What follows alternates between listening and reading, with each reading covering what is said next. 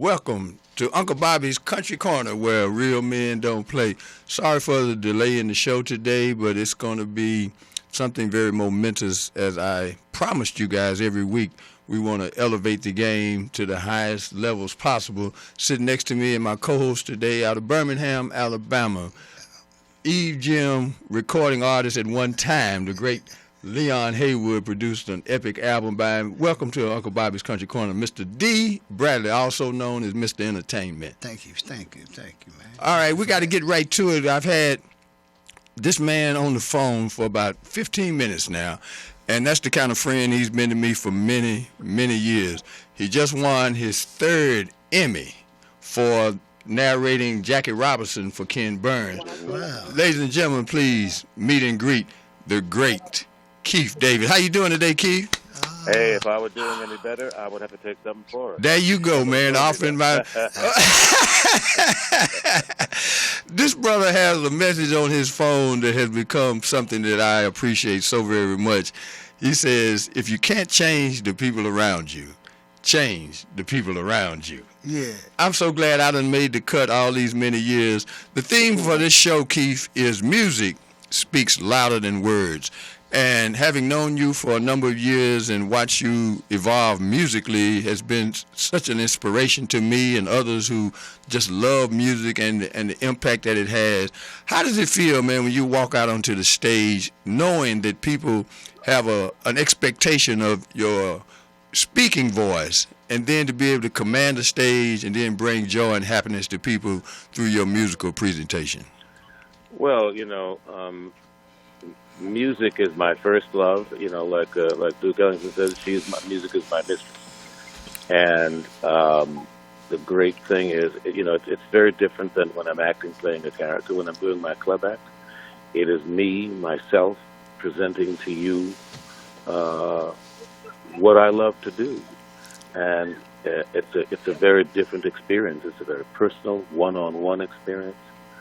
And it's a great interaction if you're ever a part of that audience. I hope you feel that way. Absolutely. Every time I've seen you. Now, it's very different. Now, you have a show coming up this weekend in Atlanta. Ladies and gentlemen, Keith was so kind to me as a friend for many years to pull away from the set of the show that he's doing now in Atlanta. It's been widely acclaimed, highly acclaimed on Oprah Winfrey's own network. Huh? It's called Greenleaf. Where are you performing at this weekend in Atlanta? It's at the First Congregational UUE Church, or UCC, I think.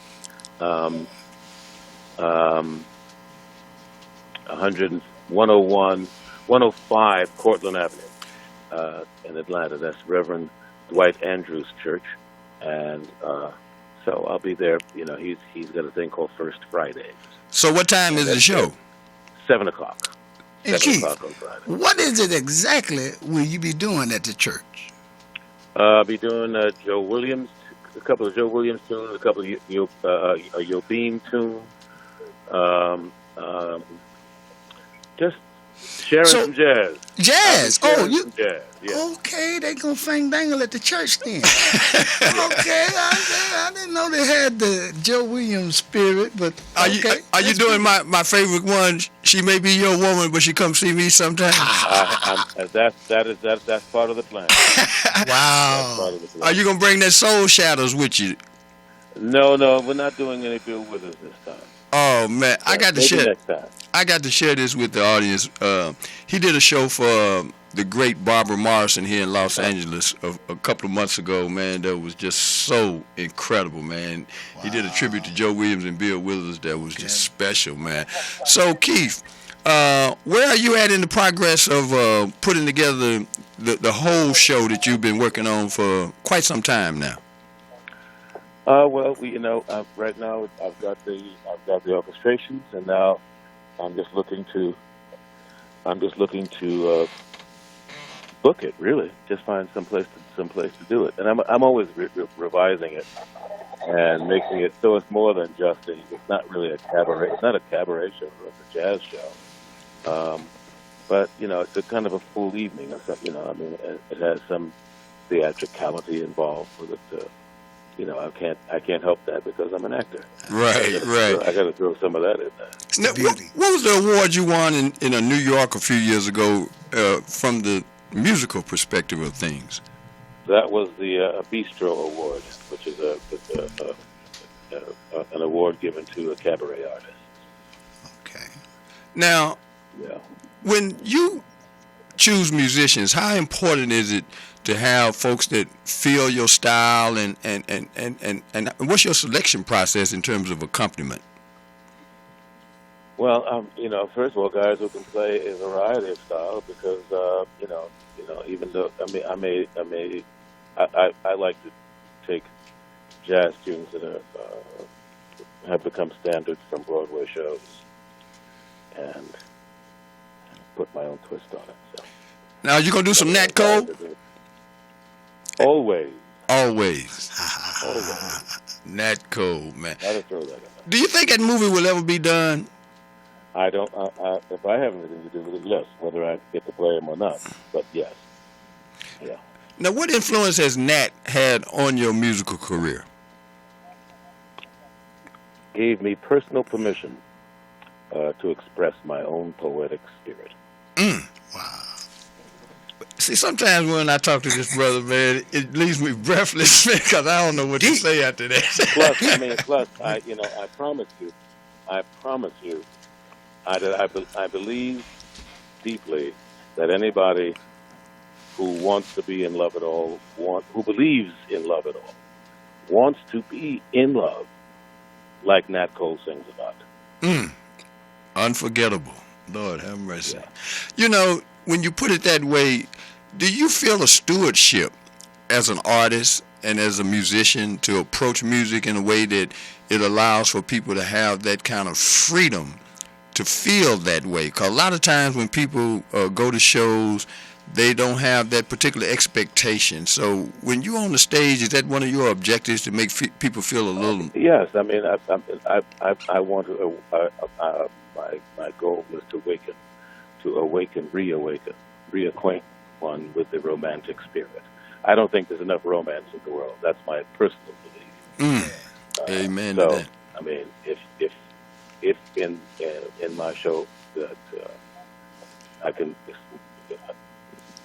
help to light that spark in you, then my goal is accomplished. Now, in the season coming up for Greenleaf, are you going to be doing any musical stuff? It ain't over yet. The fat lady hasn't sung. We'll see. Oh, man.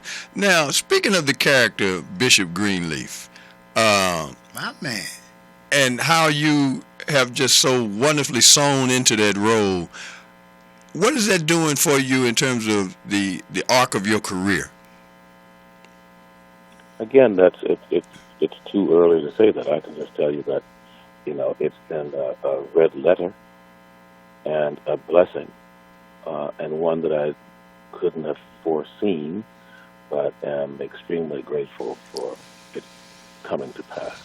Well, I'm going to have to jump off the line because I'm about to hit a spot where we're going to get cut off anyway. Well, I just want to thank you. I can call you back in about 20 minutes if you're still around. Well, if you do that, if you can do that, we'll finish up this conversation for sure, man. Thanks so much, Keith, for calling in, man. Love you, brother. Yeah, I love you back. Man, David, Keith ladies David, and gentlemen, Keith David, yeah. the Keith David. Yeah, Keith David. So here we are right now in studio with a brother that I met about 20 years ago. Man, it's been longer than that. Has it been longer than that, man? Yeah, I got children 20 years old.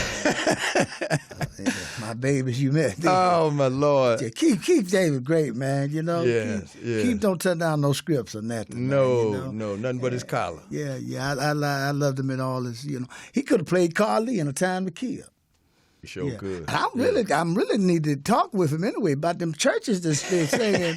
They're singing Nat Cole and Joe. Man. I might can make some happen. Well, speaking of churches, you grew up in Birmingham, Alabama. There's a church that's known around the world, and you grew up in that church. Could you tell me a little about growing up in Birmingham during that period of time and growing up in 15th. Is it 15th or 18th Avenue Baptist? 16th Street. 16th Street. 16th Street Baptist. Yeah, well, that's when my mother and them, they call it. They have the big meetings. That's when they have a big meeting.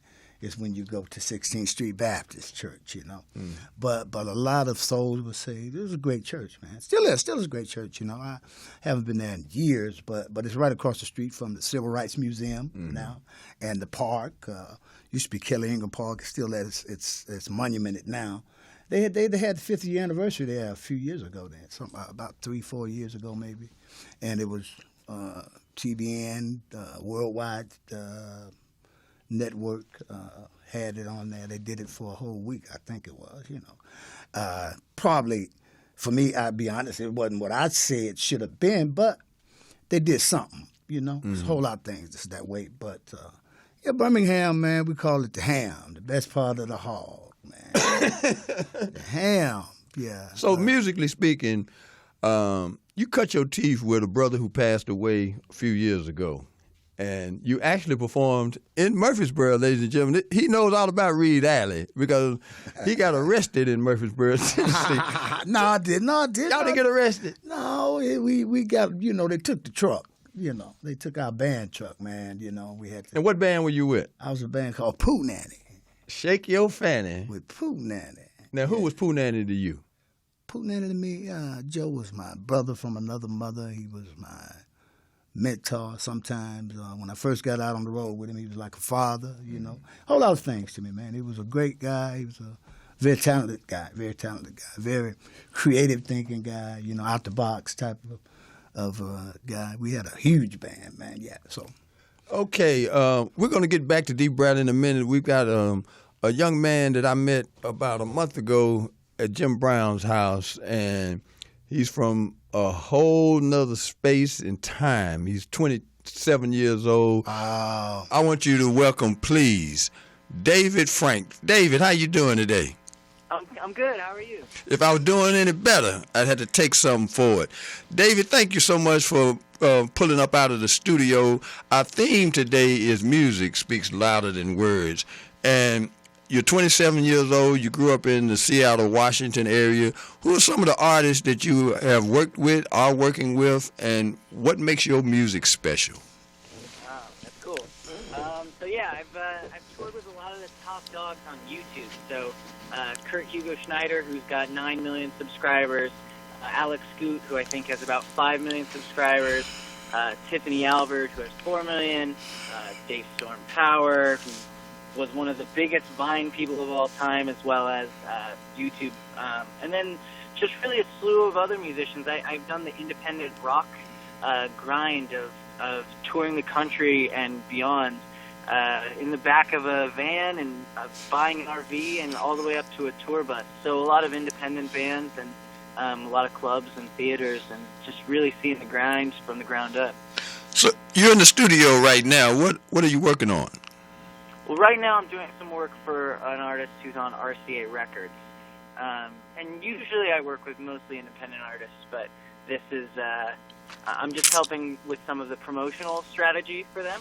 They don't 100%, even though they're the big dogs, they're RCA Records, they lack a little bit of the direct, you know, music maker to fan interaction. So I'm helping with some of that, as well as producing an acoustic arrangement of a new single for one of their artists.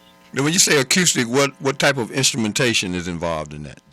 Acoustic guitar, piano, and then just sort of some subtle, you know, cymbals and big bass drums.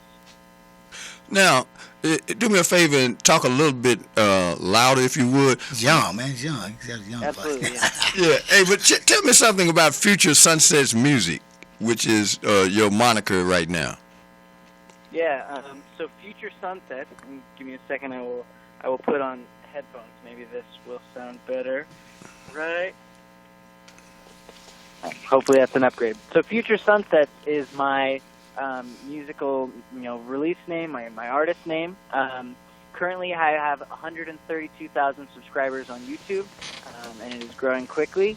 I have done multiple tours of U.S., Canada, Europe, and I independently booked and financed a successful European tour that was 30 days and was 15 different shows in 11 different countries. And as an independent artist, that would sound sort of impossible, but through using social media and really building a fan base as a community, I've been able to connect with people around the world that, when you connect with them and your music connects with them, it makes it possible to tour and travel the world and play shows and have people come out. Man, you just touched on something that's absolutely fascinating to me, because the brother that's sitting in the studio with me, Dee Bradley, he used to have to tour in the chitlin circuit for real. Okay, an amazing artist, and it's somebody that I want to hook you up with, because one of the objects of my show is to close the generation gap. Okay, and you play instruments yourself, so there's already a kinship between you and Brother Bradley and Keith David, who was on the show earlier. Explain to me what is going on with your generation, and how do you use social media in a way that it becomes something more personal than it was before people like myself had to engage in it just to be able to reach an audience? And I also, because just as my age and sort of exactly where I am in the timeline of things, I remember when social media became a thing from the very beginning of MySpace. I remember MySpace sort of was introduced, and people would have profiles, and you would find other artists, and it was cool if you found a band that people didn't know about, and they were sort of your secret. And so I sort of saw that transition and that building into now currently where we have billions of users on Facebook, and everybody's got a Twitter and an Instagram. And it's a little intimidating because, even if you look at how people how people listen to music in general, now they stream whatever they want. And 1 second they can stream a Bruno Mars song, they can stream Jennifer Lopez, or they could stream me. And I'm competing against every artist from all time, too, the Beatles. We're all fighting for someone's headphone space. And so social media has just allowed us to truly connect with people in a deeper way, so that not only are they listening to our music, they know who we are because we put that out into the world, and we're so much more than our musical product as a product of an individual to inspire other people and have them sort of watch my musical journey. That's what sort of Future Sunsets is. It's much more than just filling someone's headphone space. Yeah, it's a lot of work. It's a lot of work. You put a lot of time in that. Yeah. Let me ask you, if you had to categorize your music, what would you say is a best description of the type of music that you produce? Well, I'm a bit of a musical chameleon myself, and my fans know that, and they're very understanding. I grew up. My guitar teacher was a man named Roger Fisher, and he was in a classic rock band named Heart. There in the Rock and Roll Hall of Fame. So he was my guitar teacher growing up, and I learned all of the blues. My dad got me into B.B. King and Robert Cray and Eric Clapton, the Led Zeppelin, Jimi Hendrix, all of these people at a young age. So I probably when I was 15, I think I knew how to play every single Led Zeppelin song on guitar. And I just fell in love with guitar. And that's sort of how blues was a big part of that, because, just sort of the pentatonic scale was so rock and roll, and it was so cool. And so in my core, if you hand me an electric guitar, the first licks I play are going to be right out of the Hendrix book. However, I'm a lover of music of all genres, and as a producer, I work with people in all styles. So if it's a country female artist, I can produce music for them. And sure, it falls on a little of what I do, goes back to my roots. But country, pop, rock, I've toured doing sort of the rock thing mostly, but pop is a huge part of it. And so I listen to all of the current music that comes out on Spotify and on the radio as inspiring competition. That's the new sound. That's the sound of 2017. And how can I let that inspire me? Just like my past music, and I try to come up with something even more contemporary and try to think ahead of it, and just try to follow my own instincts and be myself. So I'm sort of rock, I'm sort of pop, sort of blues, sort of soul. I love some funk. I'm all over the place. It's music. So would you consider yourself in terms of your generation, an aberration, or are you a part of the kids today that are open to the possibilities of feeling soul music and funk music and the blues? Totally. I mean, nowadays, I think because of social media and the transparency behind it, people are falling in love again with the soul. That's why Adele sells whatever 25 million records. And no offense to Nicki Minaj, I don't know if you guys are Nicki Minaj fans, but I don't know if the soul cuts through as much, and I don't know if the artistic longevity is there to have a sustainable career forever. You know, Adele can probably put out a record when she's 70, and it's probably going to still sell ridiculously because people have connected to her soul. So I do see a lot of that still, and I see that there's so much noise out there, but what cuts through the most is the soul. Yeah. You know, it's interesting you mentioned that because what's the young lady name she was all punked out for a number of years? She's at the Super Bowl this Sunday. What's her name? Lady Gaga? Yeah, she started doing those classics, man, and I think that's going to extend her career. Well, similarly. it just went to another audience. Yeah, she went to another audience. So the point you make is a very salient one, man. And I know that you're on RCA's clock right now, but I want to get you in studio. I'm doing another music show February 21st. And if you can look at your calendar, man, I want to get you in here. And there's a lot of music going on over here in Lamert Park, man. Maybe get you in one of these jam sessions they have on Thursday night, man. You familiar with Billy Higgins, the late Billy Higgins? I'm not sure if I'm familiar with Billy Higgins. I don't know. Google him. He's the most recorded jazz drummer in the history of the genre. Bad boy. And he's got it's called the World Stage, man. A lot of great musicians come in there on Thursday nights around 8 o'clock. But, man, I really, really appreciate meeting you. And I do want you to come back on more than one occasion because we didn't really get a chance to get into Future Sunset's music because when we were at Jim's house, you talked about some stuff that's mind-boggling. So let's take 1 minute, if you got it, and discuss some of the things that are going on within the world of music as it relates to technological advances. Awesome. Well, right now, you know, there's all kinds of different social media platforms. Well, are you Are you asking about social media, or are you asking about music technology? The technology, because you had spoke on how you can actually do virtual concerts or something like that, and it was like my head like exploded because it was just all I'm still trying to transfer from TV to these other devices. So. All right. Well, some of it is top secret, and okay. No, it's I can work around the non-disclosure agreement. It's fine. But as you look at the industry, there's a few different growing aspects of the industry. You can see that Facebook invested a lot of money in 360 video. All of the new consoles, the new video games, which is a humongous industry, they're all virtual reality. All of the cell phones, all of the laptops, they're all going towards virtual reality. So in that, there's going to be a huge entertainment portion, and music, which is probably one of the only things that has stood the test of time for hundreds, if not thousands of years, has resonated with people. Music is going to find its niche within the entertainment world of virtual reality.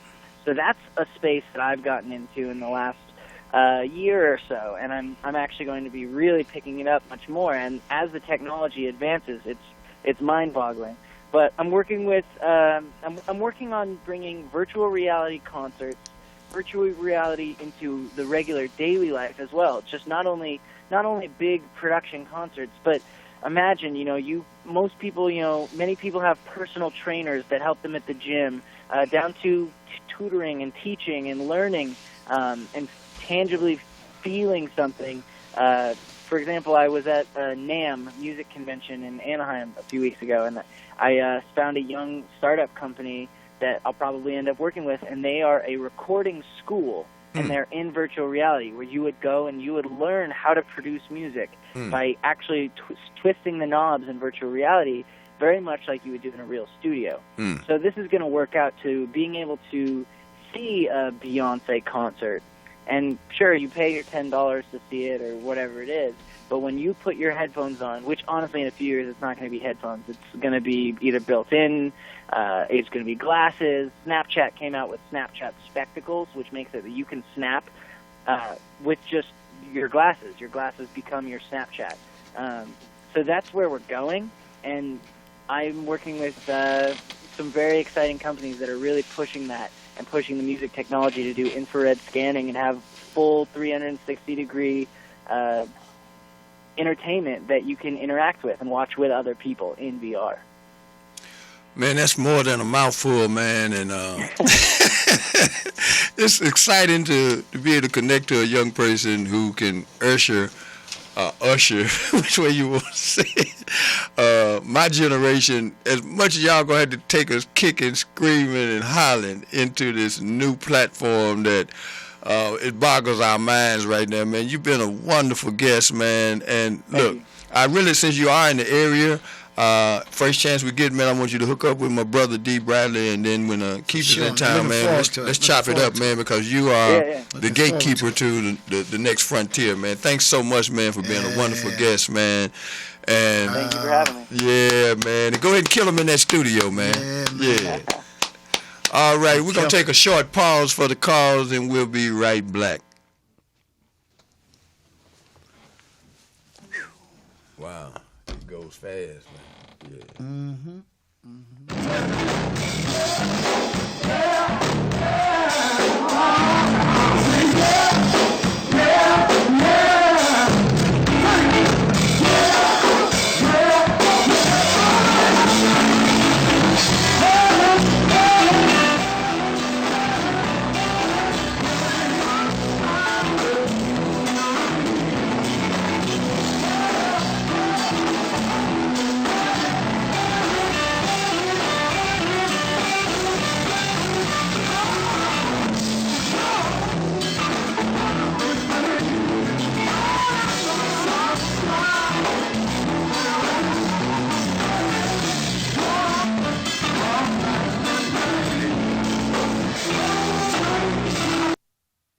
All right, we're black.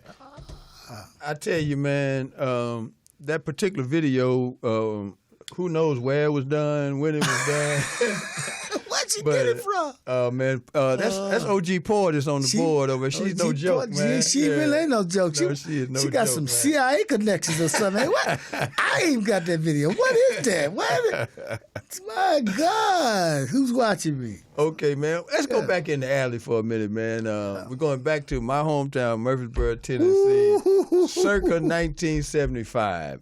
Okay. You're with the Pooh Nanny Review. Yeah. You played my alma mater, MTSU.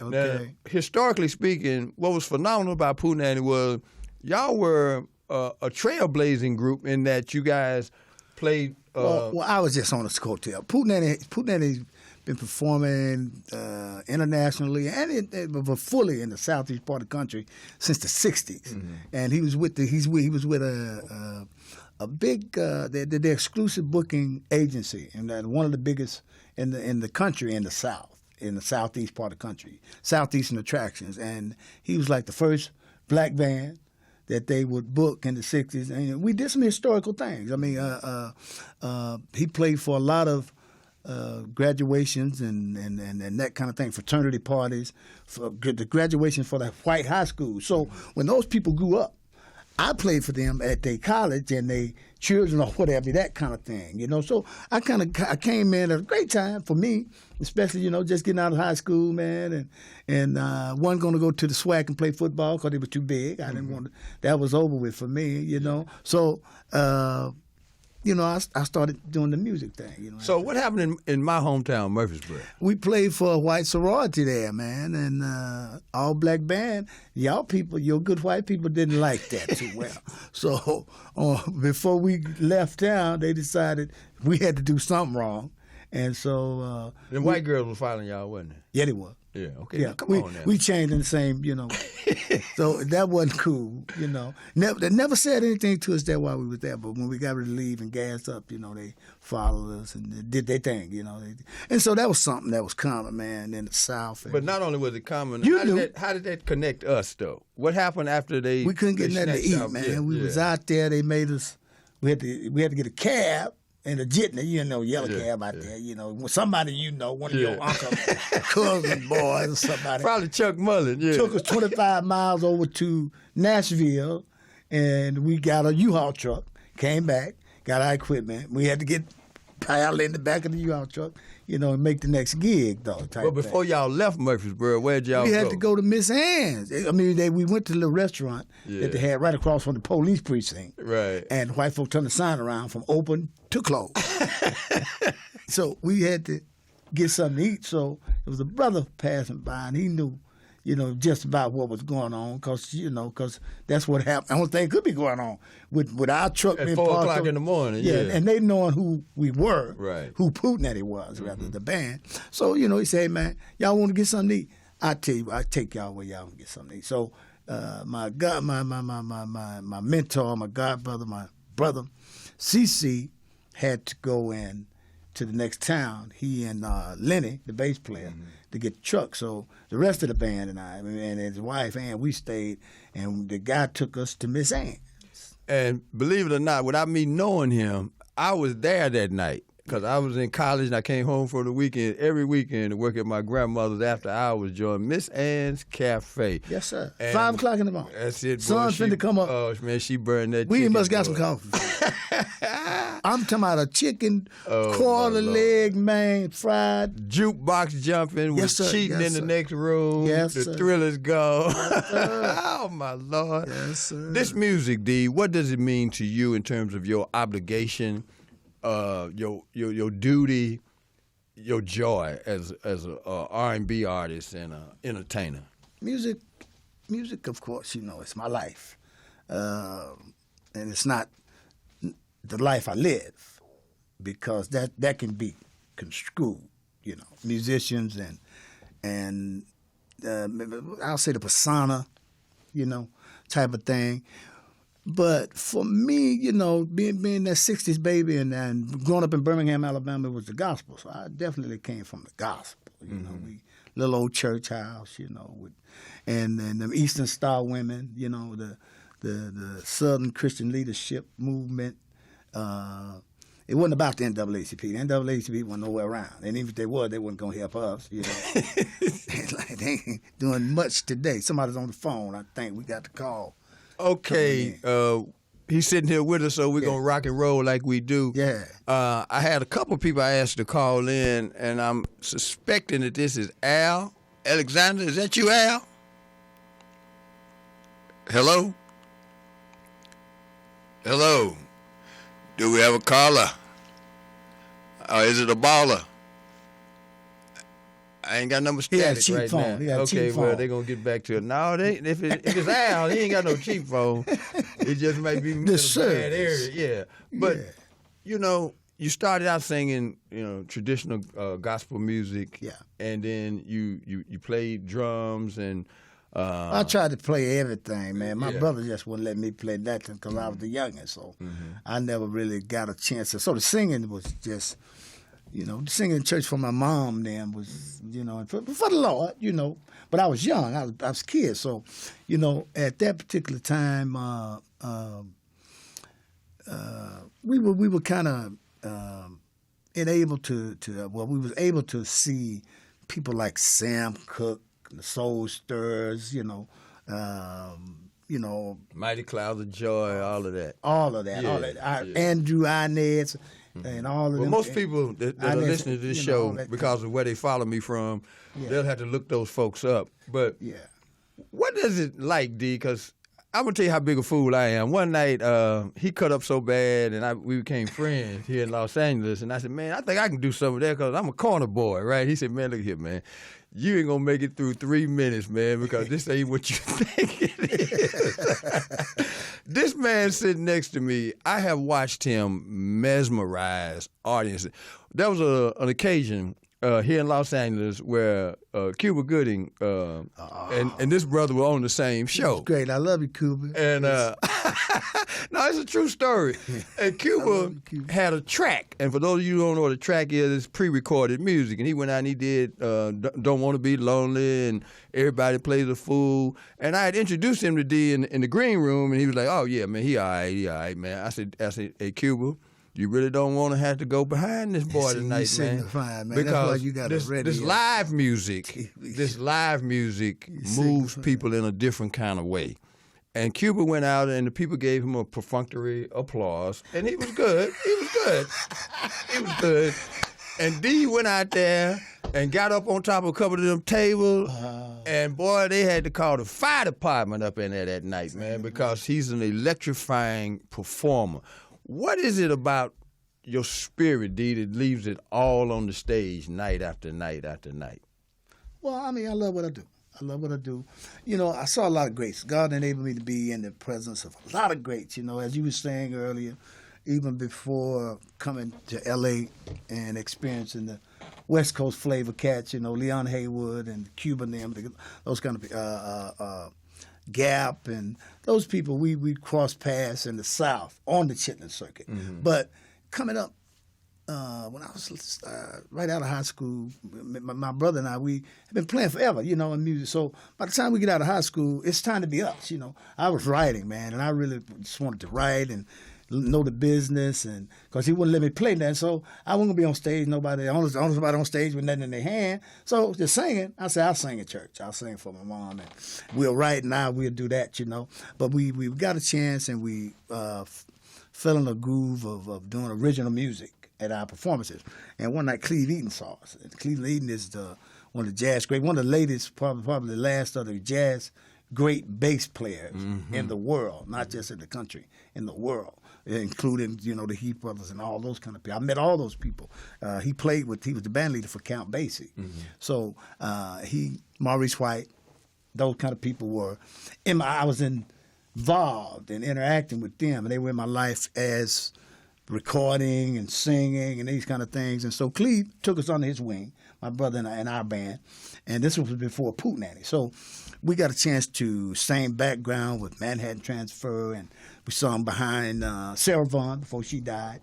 We sung at Carter's inauguration with the Basie's band, and Cleve had a club also. So all the jazz greats, he had them playing at his club, from Ramsey to you name it, Buddy Rich, you know, those kind of people. And just being involved through the years of hearing that Sam Cooke and Bobby Bland at the house and BB and stuff, you know. So the subconscious takes over at a certain time of your life.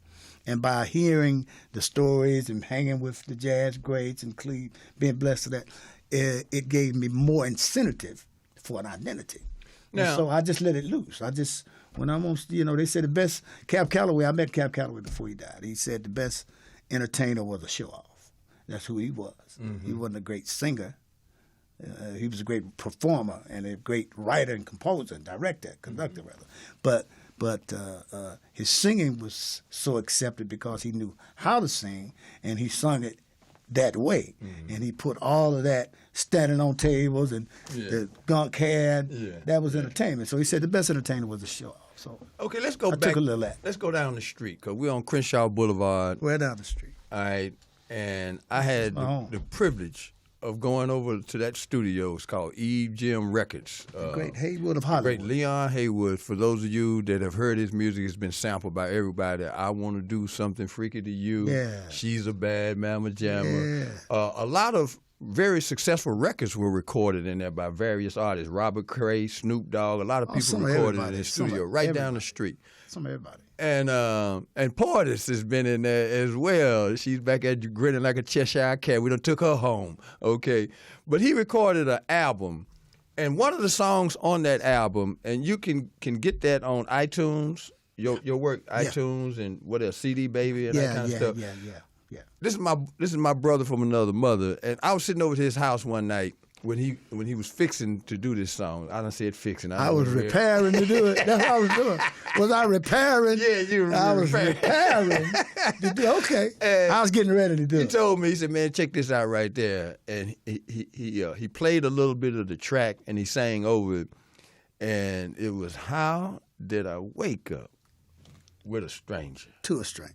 To a stranger, with a stranger. Yeah, same thing. Same thing. How it goes, D? Just a little taste of that, man. How did I wake up to a stranger after all these years? I don't know you. You don't know me. No, we're just strangers. Sleeping with a fist balled up. Yeah. Ain't that a terrible thing? Yeah, you know, you go to bed with... I got a song that I'm going to put it out here right now. I've been trying to get him to finish this song for 15 years. It's called Patching Holes in the Titanic. Holes in the Titanic. See, I got you. Baby, don't panic. I'm out here trying to patch these holes In the Titanic. See, don't get away, man. All right, that's documented then. It's all right. Anybody get it? If Ray Parker listening. Oh, Lord, have mercy, man. Now you got some other songs on there that you wrote, and there was a tribute that the late Leon Haywood paid to you by allowing you to do a song that he had written for Bobby Bland. Bobby Bland. And if you've heard the intro for my show last week, Too Much Man to Cry. Yeah. Who all was on that album? Because you had some incredible musicians on Oh there. man, we had the real OGs like From we Earth, had Wind & David T. Fire. Walker. We had Mike Davis, Yeah. and the original Earth, Wind & Fire horn section. Right, right. Hinch Powell, the great Hinch From Powell. Bobby Womack's band. Yeah. Hinch Powell. We had Teeny Hodges, Al Green, the Love and Happiness guy, the guitar player. We had James Manning. Some great Vanderbilt Alexander. We had a lot of. You got to get Candyman. That's the name of that CD, Yeah, right? that's Candyman. What was it like working with Leon and knowing Leon? Oh, great, all those man. years, Great. The Haywood of Hollywood, man. I love him. God rest his soul. Great. Entertaining producer type of writer. You know, I learned so much from him, man. I learned a lot from him. Him and Bill Day down at the East Gym Studio. Bill was the engineer on it, and we had the late Bishop Bernard Littleton. Oh my God! Yes, sir. Bernard, Bad Jerry man. Peters. Bad Jerry man. Peters. Yeah. We had. Who was Jerry with for many years? Oh man, all of the great gospel, Canton Spirituals, Yeah, Lee Williams, and the QC gospel QCs. Jerry's been everybody. Jerry's first hit he wrote was "Going in Circles." He wrote that. Jerry Peters wrote "Got Me Going in Circles." Yeah. Oh Lord, man, it's still going on. Oh though, yeah, man. man. Yeah, it went to the Grammys twice. The first time was who was that? The Friends of Distinction, and the Gap Band. So, what's on the horizon for Dee Bradley as we begin to wrap up tonight's show? We still doing real music. We still singing soul music. You know, even though they took that category out of Billboard. You know, They done did what? Well, that's been out. You know, if they killed it out of the Jet magazine, you know what? You know, it ain't. It's not a chart on its own anymore. You know, you used to get it's R&B, it was soul music, it was pop, rock, it was jazz. You know, and gospel. But soul music went to, you know, yeah, I would say the now generation with the neo soul type of thing is their interpretation of what we knew as soul children. Soul music was the soul children, the songs like that, the sweeter he is, and those were soul music songs. Right, you know, songs like that. Back up this train. Right, right. You know. Right. Yeah, so. Right. You know, for me, I'm you know, like Mr. Gar said, when you do your best work, you do what you're good at, and you do your best work. So I do what I'm good at. I'm a R&B writer, singer, producer, but I'm like little David. You know, I produce some country western, some pop stuff. I produce a lot of gospel stuff. You know, and even on the hip hop rap thing, you know, sang a lot of hooks over there with the kids. You know, with the youngsters. You know what I mean? Yeah. And, but they doing their thing. You know, and they think it's like the greatest thing since bubblegum. You know, they call you when you sing soulful. That's you like Y Stacks, OG. You know? Yeah. So you know, man, we glad to be able to, and we thank you for having us. You know. Oh man, this is a must. We got some new stuff coming, so we're gonna keep it coming. You know? So you got a song coming out here in a minute. You're telling me a little something about It's a song called "You Mean So Much," man. Our partner of mine, Jimmy Levine, great writer, producer, passed away. We lost a lot of greats, man, last year. But we finished the project, and I got a couple of songs on it that I wrote. So I'm going to take them and put them out. You know, I'm going to take them and put them out. I produced them, I wrote them. So I'm going to take them and put them out. He and I produced them rather together. I wrote them. He did the music. I did the melody, lyrics, and the background stuff. So I'm going to put them out, man, because he did it, and it was something that we intended to do. Our kind of music, your kind of music, you know, worldly kind of music. We ain't writing about, you know, the diamond rings and things and all that and how long we can make love and stuff like that. It's time for a little bit more change of it, to get back to, you know, we got to love one another type thing. You know, love everybody. Don't just love your woman. Love your woman right, but love everybody. You know what I mean? Yeah. I got to share a couple of quick stories with the audience about the magic of music. There's a place called the Townhouse that's now the Cork here in Los Angeles, and musicians have a unique and very tight-knit fraternity. And Dee was performing. He was the regular over there. I mean, he had folks turning over tables and chairs, standing outside trying to get in to hear this brother sing. And because of his relationship with other legendary performers, on one night, on one stage, it was the late Ollie Woodson, Theo Peoples, and Dee Bradley. These are people who play multiple instruments. Anybody that was at that show that night will never forget that experience. And that's something that I hope that we can hook up with this young brother we was on the phone with earlier and do the best we can to give this present generation that feeling.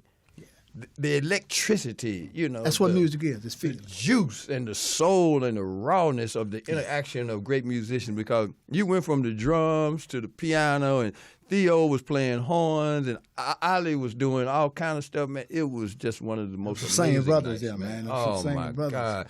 And he mentioned Big CC. CC Jones. He was the music director for Dennis Edwards and for Pooh Nanny. Yeah. Amazing brother, amazing musician. Me and Dee drove over to Palm Springs one night. It must have been 130 degrees out there. And see, it was a corporate gig. And that's why music is so special. Yeah. These were a bunch of laid-back folks that really didn't intend on getting down like that. Yeah. And, boy, when they jumped into that Papa was a Rolling Stone. Oh, buddy. CeCe was an orchestra by himself. And Dennis Edwards looked at him and said, burn him up, man. And we over there just, oh, man, it was an amazing night of music and camaraderie and friendship. And it ain't over. It's not over. But he's representing all of the artists that he has been exposed to. So if people wanted to book you, buy your music, how would they accomplish both? Dee Bradley Candyman at yahoo.com. That'll do what for you? Dee Bradley Candyman at yahoo.com. That'll get you everything. My music, my videos, my phone number even. Yeah. All that. Bookings. Yeah, all of that. At Dee Bradley Candyman, yahoo.com. Now, are you doing anything locally anytime soon? No, not right now. We really on the calendar for nothing right now. We really recording, trying to write some more stuff, you know. And when we get ready to do the release, we'll come back here with Uncle Bobby's Country Corner. And well, you got spots, you know, and we're gonna hook up a jam session in here. Okay, we got no problem. Because he got a partner by the name of Daryl Darden. I got a homeboy that plays with him every chance he gets by the name of William Bubba Bryant, who was the MD for the Backstreet Boys. He's the MD. No, he was the drummer for Bobby Womack, George Benson, and I'll tell you why music is important to anybody that's listening out there. Music speaks louder than words. It's the only thing that the whole world listens to. The longer I live, the more I find that people won't take the time to really get to know a stranger and make him a friend. But the magic of a simple song makes everybody feel they belong. Music speaks louder than words. It's the only thing the whole world listens to. And I've had that experience many, many times with this brother. I was at a Bob Marley concert back in 1980, the year that he passed away, in Nashville, and at Vanderbilt University. And it was mostly a young white affluent audience. Yeah. They looked at me and the other 5 blacks in there like, how'd y'all get in here? Because you know y'all ain't students at Vanderbilt, right? Right. But once Bob stepped to that microphone and sang "One Love, One Heart, let's get together and feel all right," everybody in the room forgot about what color they were, what problems you got. That's the significance of music. And I challenge young people today to use the history and the foundation of the music that preceded you. Elevate that music because it influences people in such an important way. Because I guarantee you, they don't do drive-bys to my girl. No, It just ain't going to happen, all right? And we need to really engage our young people to make sure that they understand the stewardship that comes with the artistry of being a musician. So, Dee, man, I just want to thank you so much, man, for coming in here and sitting in here with me and going in the alley, man. And Thank you for having me. And I hope, once again, that the show met your expectations. Each and every week, I want to bring people in the studio or via phone or whatever that have a story to tell and the evidence to back it up. So once again, we're going to wrap up tonight's show by simply saying what we always do. Thank you for letting me be myself again. Yeah. You've been with Uncle Bobby's Country Corner, where real men don't play. Please tell somebody about what we're doing here and allow us to begin to infect people with positive vibrations all around the world. That's our objective. So again, thank you so much for listening. Share this show with your friends, and we'll see you next week.